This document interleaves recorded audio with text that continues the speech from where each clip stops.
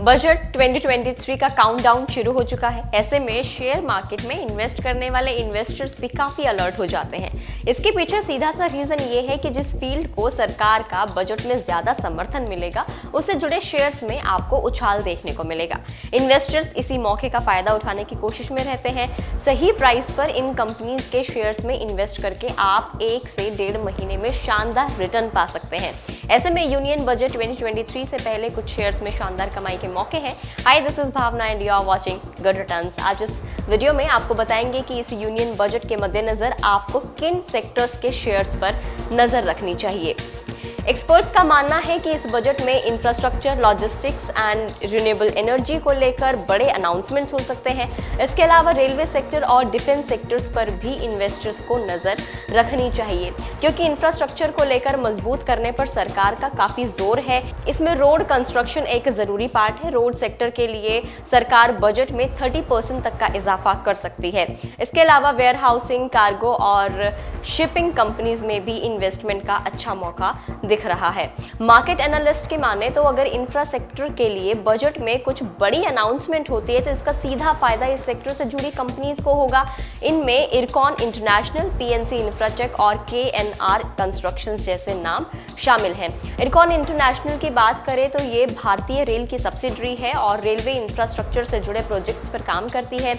HDFC securities ने कहा है कि इरकॉन इंटरनेशनल की ऑर्डर बुक सितंबर 2022 में 40,020 करोड़ रुपीस थी। इनमें रेलवे प्रोजेक्ट्स की हिस्सेदारी 77% है। अपकमिंग बजट में इंफ्रा सेक्टर के लिए अहम ऐलान के चलते इसमें और भी ज्यादा फायदा मिल सकता है, इसलिए 2 ब्रोकरेज फर्म्स ने इसके शेयर्स को खरीदने की सलाह दी है। अब आता है पीएनसी इंफ्राटेक और केएनआर कंस्ट्रक्शन, जिसके बारे में मैंने पहले बात की है। तो अगर इन दोनों कंपनीज की बात की जाए तो ब्रोकरेज फर्म्स ने बाय की सलाह दी है इन्हें। दोनों कंपनीज की ऑपरेटिंग कैश फ्लो अच्छी है। इसके अलावा दोनों अपना डेट उतारने की भी कोशिश कर रही हैं। इनमें नोमुरा को पीएनसी इंफ्राटेक खास तौर पर पसंद है, और वो इसलिए क्योंकि ये घाटे से नेट कैश वाली कंपनी बन गई है। इसके अलावा 20 ब्रोकरेज हाउस ने पीएनसी इंफ्राटेक के शेयर्स को बाय करने की सलाह दी है, जबकि 22 ब्रोकरेज फर्म्स ने केएनआर कंस्ट्रक्शंस के शेयर्स में दांव लगाने के लिए कहा है। अब डिफेंस सेक्टर की तरफ अगर हम मूव करते हैं तो एचएएल हाल डिफेंस सेक्टर की सरकार की सबसे बड़ी कंपनी है। ये aircraft, helicopters, arrow engines, avionics और एरोस्पेस स्ट्रक्चर समेत कई तरह के प्रोडक्ट्स बनाती है। सितंबर 2022 में इसकी ऑर्डर बुक 83,800 करोड़ रुपए की थी। कंपनी का अनुमान है कि अगले 6 महीने में ऑर्डर बुक $500 बिलियन तक पहुंच जाएगी। स्ट्रॉन्ग ऑर्डर बुक को देखते हुए 9 ब्रोकरेज फर्म्स ने एचएएल के शेयर्स में बाय करने की जो सलाह दी है।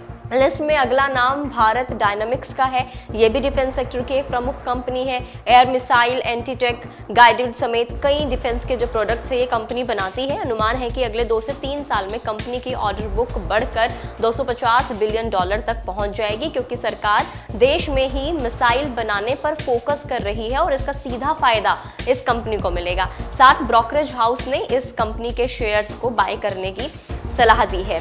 तो आप इन सेक्टर्स में या फिर इन कंपनीज में दांव लगा सकते हैं, लेकिन फिर भी गुड रिटर्न्स की तरफ से आपको यही सलाह हम दे रहे हैं कि इन्वेस्ट करने से पहले सर्टिफाइड इन्वेस्टमेंट एडवाइजर से आप ज़रूर कंसल्ट कर लीजिए, उसके बाद ही आप इन्वेस्ट करें। इसके साथ ही अपनी रिसर्च भी आप कर लीजिए।